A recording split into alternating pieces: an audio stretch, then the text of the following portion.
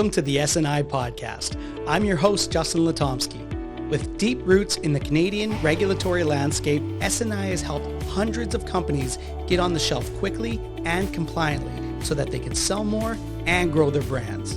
On this show, you'll hear stories from SNI's clients, plus the team's insights on how to overcome your biggest compliance issues and create a standout brand in the food and natural wellness space. The SNI Podcast is your source for market compliance. Now, onto the episode. Hey everybody, welcome back to the SNI Podcast. Today, I'm chatting with Chris Bachinski, the president and co-CEO of GHY International, as well as Leanne Lutomsky, the SNI's director of client optimization. And we're talking about really important topics here, moving your products cross-border. So I know stuff like tariff classifications, duty drawbacks, compliance, regulation, might not be at the top of your list of things that you look forward to doing for your company, but they're all really important in bringing your products across the border and getting them ultimately on the shelves to sell. So without further ado, Chris, Leanne, welcome to the show. Thank you. Thanks. And Chris, congratulations. Recent announcement about you being the co-CEO of GHY. That's exciting. Thanks. Appreciate it. Excellent. So talk a little bit about the company. For those who may have never heard of GHY International, who is GHY? You know, it's a fantastic story. Right? We're now entering our 123rd year of business. Which That's crazy. It doesn't happen very often where it stays within the same generation. So we're now a fourth generation owned, family-owned business. Our primary service offering is customs brokerage and compliance in North America.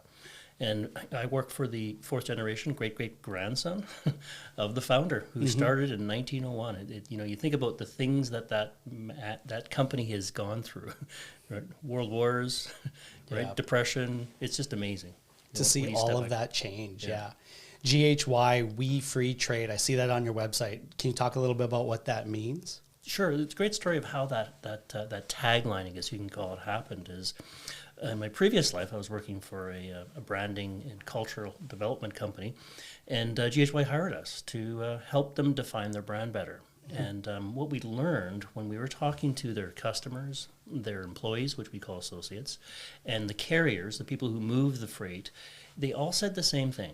GHY makes the border disappear. We don't worry about trade. And I remember one of my colleagues and I were sitting around and kind of thinking this thing through, and it just came. We free trade. We make the border disappear. And when we presented that to the owner, Rick Reese, he just went, that's it. That's how I feel about what we do. Yeah. And that's how we came up with the We Free Trade. Simple, it's perfect. Yeah. I love it. And you mentioned your time that you spent in the branding agency. Can you talk a little bit about your career path? I think historically, you came from a logistics background. Correct. You were in the branding agency. What ultimately brought you and back to GHY or to GHY and wanted to join that team there? Yeah, I was part of a family-owned business in logistics. And then I worked for a large public company, and I decided after 20-something years in logistics, it was time to take a break. And all of a sudden, I'm part of a branding, culture, leadership development company. And I was telling you earlier, I was the 12th employee. And when I left 10 years later, there was, I think, about 80 of us. And GHY was one of our clients. And we started to talk about culture and leadership development and their brand. And next thing you know, there was an opportunity for me to join GHY. So I got to test drive it for a couple of years before I got to be involved. And when I got in, everybody said, so what are you going to do? I said, don't screw it up. Right? 120 years, you don't screw it up. That's absolutely. Job number one. Let's talk about that. Like you mentioned, a 123-year-old company. that's something it's rare, I would say. And to be one of Canada's oldest customs brokers right here in Winnipeg is pretty amazing. Founded by the company's namesake, George Henry Young, GHY. Now, like you said, fourth generation family owned. Can you talk about that experience of coming on board? Like I could imagine, was there some sort of pressure to, like you said, not to screw it up? And what was that learning curve like, and to make sure that you were aligned with the company?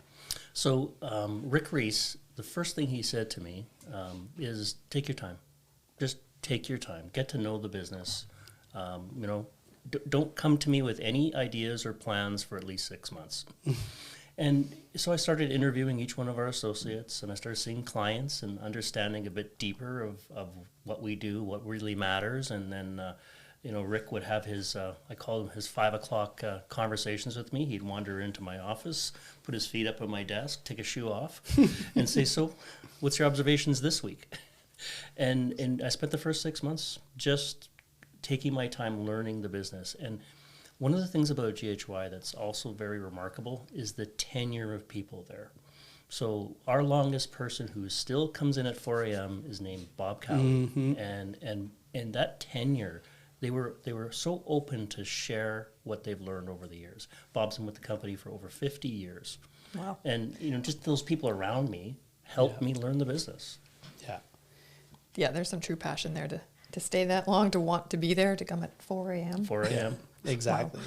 And it says a lot for the company's culture, for sure, and who's leading it. Like Rick before you and every executive before you, too. Yeah. Like, that's amazing. Absolutely. And, and then the next level of leadership is also like 35, 40 years. Yeah. Which presents another problem of having to make sure we have a good, strong succession plan.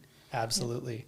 So, I mean, since 1901, the world's changed drastically, and it continues to. Like with technology advancing, you talk about even things like 3D printing and different materials. How has that changed what you're doing at GHY, and how do you really stay on top of those changes that are constantly coming? Yeah, it is a challenge. So, our approach has been be involved in the industry, not just our business. So we make sure that we're involved in associations that are directly involved in trade, associations that are on the side of trade, and don't just join, but be active. So most of our executive are on a board of an association, so that we're active in associations, and that keeps us very close to what's going on in either U.S. or Canada, and they're very different. Right? Both Canada Customs and U.S. Customs are completely different the way they operate, and their priorities and how they treat trade. So it's just not one North America is the same. It's very different. So we have to stay very involved in the industry, in the associations, and hopefully influence. We're not a massive company, but we're well known for a voice at many different tables. Absolutely. And how about e-commerce and online shopping? How's that really evolved the business? That is just something that's just mind-boggling right now with what we've accomplished in the e-commerce world. So 2 years ago, we started a company called GHY eBiz, and it was just to deal with e-commerce inbound into Canada.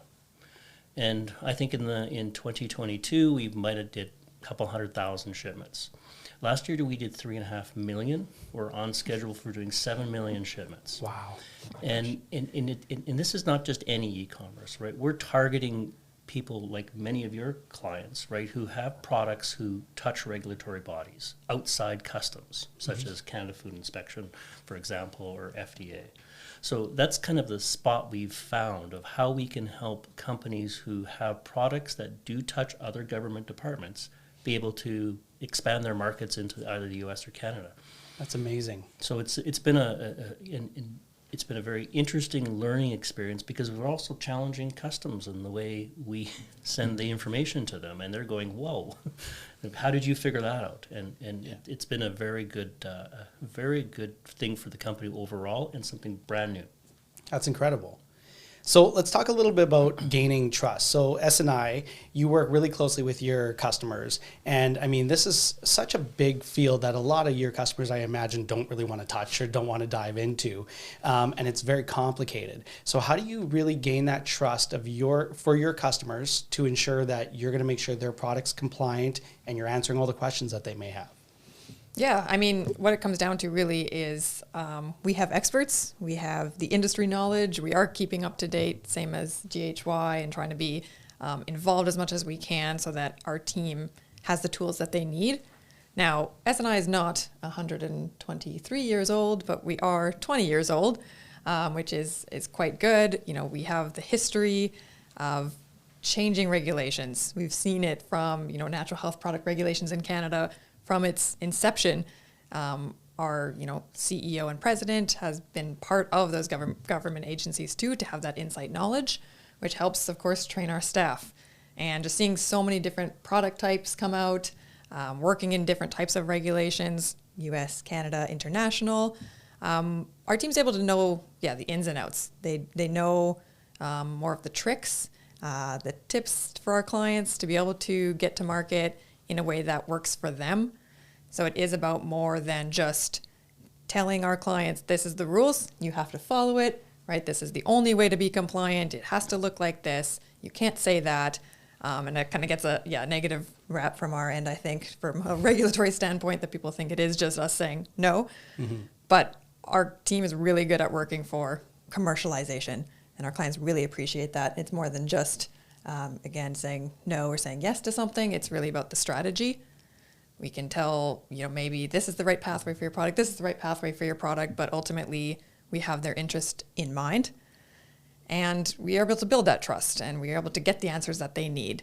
And of course, that leads to having great partnerships, like our partnership with GHY. If we don't have that answer, if we can't we can't help with that physical border crossing procedure, we know people who can, and we trust their judgment. We trust their ability to answer, client questions. Mm-hmm. We've seen their responsiveness. They have a team member up at 4 a.m. answering questions that we might have. So it works both ways, that we trust them, and then in turn, our clients are able to trust that we can get them the information they need. That's awesome. And then for GHY, same thing. Like once you have that product and you're bringing it across the border, in some cases you're even responsible for lots and lots of money in terms of duty classifications. How is it that you're able to build that trust with your customers and maintain that trust with them? Peter Drucker wrote, "There's nothing new in business." And if you look at the fundamentals of what builds trust, communication, right, being proactive. Picking up the phone. We talk about Bob Cowie, and that Bob Cowie's the model associate because he's not scared to pick up the phone mm-hmm. and talk to the client. Yeah. And also, when we have to deliver bad news, deliver it quick and fast. Say, hey, something's changed. This is going to impact you. Here's what we believe we can do for you, but we need some more information. And it's trying to, to think ahead of just doing what we do, which is right, making sure the goods cross the border and making sure customs is paid. That's the fundamental of our business, but it's the communication part. It's that proactive, I want to talk to you because. And a lot of people don't want to talk about customs. Like it is, it's regulatory, right? Yeah. I don't want to know that. Just tell me what to do, right? So the best thing we do is, we constantly look at what's coming in, and if a product has changed, right, we want to have that conversation quick so it doesn't come back and bite the client later. Yeah, sure. Absolutely. Well, it sounds like both your companies are well educated in certain aspects where you're able to complement each other very, very well for your customers. Leanne, can you talk a little bit about that relationship over the years? Have you seen it? I know you work closely with Bob Cowie as well. And then just like how that's worked for some of the projects and customers that you work with.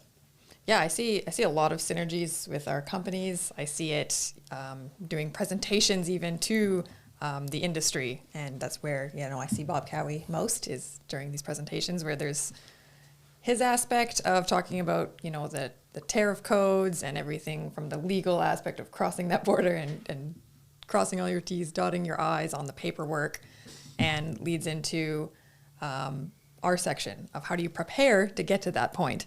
So there's some stuff that has to be done first to be able to even consider entering a new market. We're crossing from US to Canada. You have to think about classification. Is it going to be, it's a food in the US, is it going to be a food in Canada? Maybe it's a supplemented food. Maybe there's some claims that you're making that push it to more of a natural health product status, which does have, a longer timeline for pre-market approvals at the government. And coming to us to get that step figured out is definitely a great start.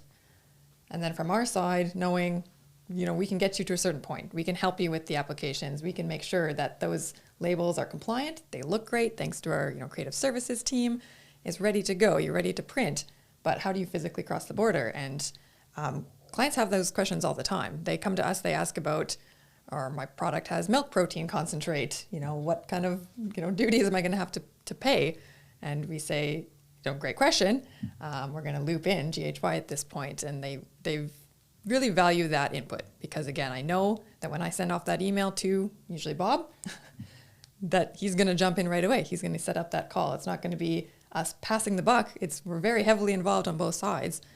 And then similarly, we've gotten referrals from GHY as well. because again, they might come thinking we just need the paperwork, it's fine, we have everything else figured out, but maybe they don't.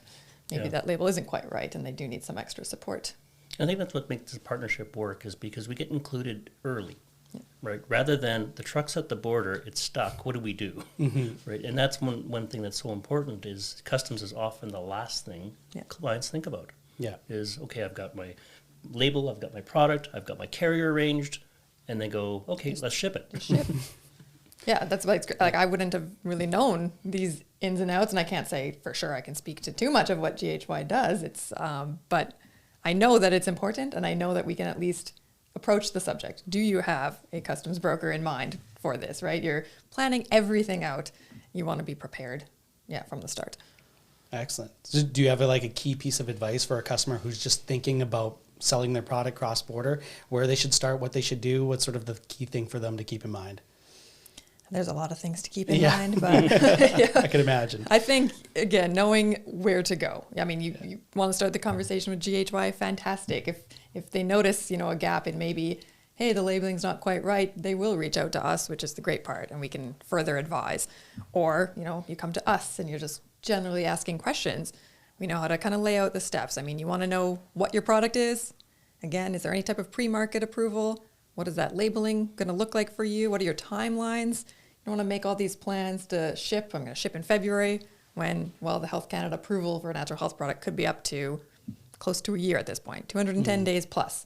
So keeping in mind that, everything's a process, but if you talk to people who understand the flow and can help with the steps along the way, it really just sets up for better success. And I mean, we always talk too about, we don't want to be stopped at the border, whether you don't have the paperwork or if it's a different issue of that label is not right, or you didn't get the proper, pre-market approval. You don't have the NPN on your product label. So you can't physically go anywhere, and there's not much, maybe that GHY, right? If the label's not there, it's just not there. So making sure you actually think through the steps before physically sending product. For sure. So, Chris, you touched on the difference between U.S. and Canadian regulations. I mean, without diving too much into the nitty gritty, but what are some of those key differences that maybe customers don't usually think about? So let's talk southbound first to the U.S. If you're importing into the U.S., CBP is very sophisticated in their targeting. Right? Their technology, their algorithms. CBP, U.S. Customs, is one of the organizations in the U.S. of all the government organizations that's really adopting AI, so that they can target very specific products or importers, and say, no, that's not allowed in our country. And they're getting, and the difference between U.S. and Canada is the fines in the U.S., right? Canada, the fine starts at $200. In the U.S., it starts at $5, then it goes to 10, then it goes to 20. Wow. Canada goes 200, 300, 500, right? So the U.S. is very sophisticated in the way they're, and with the increase in e-commerce, right? They know they have to get even better because of the millions and millions of shipments coming in every single day into the U.S., that they want to make sure it's safe. And on Canada is now on that path of stronger compliance. So they say this year, May 13th, they're introducing a completely new program called CARM. And CARM is really the foundation for them to get much better at targeting and much better at compliance. Right now, Canada Customs systems are old and antiquated. They have certain pieces that are working well for targeting, but with CARM, it provides them much more visibility to data. And when they have visibility to data, then they can start targeting better. And they can start, and it's twofold, right? One is make sure the products are safe for our country, and of course, revenue collection on their part. That makes sense. And how about from SNI's perspective? What are you seeing for the difference in regulations from U.S. and Canada? Yeah, I mean, I don't want to go too deep into differences here, but for sure labeling, that's what most people think about. I mean, Canada's a bilingual country, so we have English and French on all label content. There's kind of a difference in how we approach if you're going national in Canada versus just certain provinces, because we do have Quebec, who is a bit more intricate with its French language requirements. So considering, where you're shipping to. For the U.S., same idea. I mean, not only like fines from a border perspective, but the US is a highly litigious country. You need to be very careful with what you put on that label. In Canada, Health Canada or the CFIA, whoever the governing body is for your product type, they will intervene, right? There could be a consumer complaint. They could just notice an incorrect claim on a label or on a website, your advertising materials, and they will investigate, right? And they will come to you. But generally, there's a pretty big window there for corrective action, which is great for these companies in Canada, and we've helped with that too to support, what you should be saying back, what the responses need to be, an implementation plan to correct. But the U.S. is again, you're risking different types of enforcement, and it's mainly like public side, right? You don't want to be sued, you don't want to have fines. So making sure that you can support those label claims is super important. Mm-hmm. So, Chris, you mentioned, a lot of companies don't like to talk about customs brokerage, and it's not maybe as, exciting of a topic. But one thing that I remember reading about was this idea of tariff engineering. Very interesting because it can really save companies lots and lots of money if done correctly. Can you talk a little bit about what that is? Sure. So, classification is done by the product type, what it's used for, what it's made of, there's where it's from. So there's lots of factors that go into, should this be a product that has duty or not duty? And if you're up in front, when you're designing your product, if you think through how you're going to describe it, for example, in your marketing material, mm-hmm. that could impact classification, which could impact the duties you pay. If you take a look at, if you have different options, for example, of what the product's made of. So, when we were talking earlier, you mentioned the Converse story. Mm-hmm. So that's not our client, but, Converse changed their shoe just by a little bit to go from 37.5% duty down to 3%. Right, by just adding felt around the around the borders of the sole, right? That changed it, and so sometimes it's not just changing your product; it's also looking at how it's described. For example, we work with a toy manufacturer, and they sell keychains. So, is it a keychain or is it a toy? Mm-hmm. Right? If you describe it as a keychain, it attracts a higher duty rate. If you describe it as a toy, it's lower. Interesting. So, and then you look at what countries you get it from. We were working with an energy drink company that was paying duty on their product coming into Canada. And one of our consultants took a look at where that company had their manufacturing plants. And they found that if they just moved it one country over, they qualified for a free trade agreement. So it went from a dutiable product to nothing. That's amazing. So when you're thinking through those decisions you need to make early on in the product cycle. Yeah. And if it's not clear, right, both US and Canada have the ability for us to apply for rulings ahead of time, saying, okay, here's the product, here's what it's made of, here's what it's going to be used, here's the country. We believe it's this. Can you confirm that you agree with us? Because classification, it's not black and white. It is subjective. Yeah. So if we can sometimes proactively go to customs and say, we believe it's this, do you agree? And if they agree, perfect. If they don't, well, we can go back to the drawing board, or at least Yeah, and I think I heard, I think it was at Bob Cowie's presentation about doing the classification rulings, which was new to me, that having someone on your team like GHY who can actually describe it properly, kind of know the angle to play to get the ruling that you want, right, is probably very important. Because we do that too. We see correspondence with the government, let's say Canadian Food Inspection Agency or CFIA. If you ask the question too generally, mm-hmm. you're going to get an answer that you probably don't want, right? And now not to say that you can hold them to it anyway from our side of things, but you'll have something in writing that, again, that's probably not what you were angling for. We've seen the correspondence on our side. We know how to make sure that we place, the questions in the right spot. We describe exactly what's the maybe the composition or something of a claim that's going to help support our case.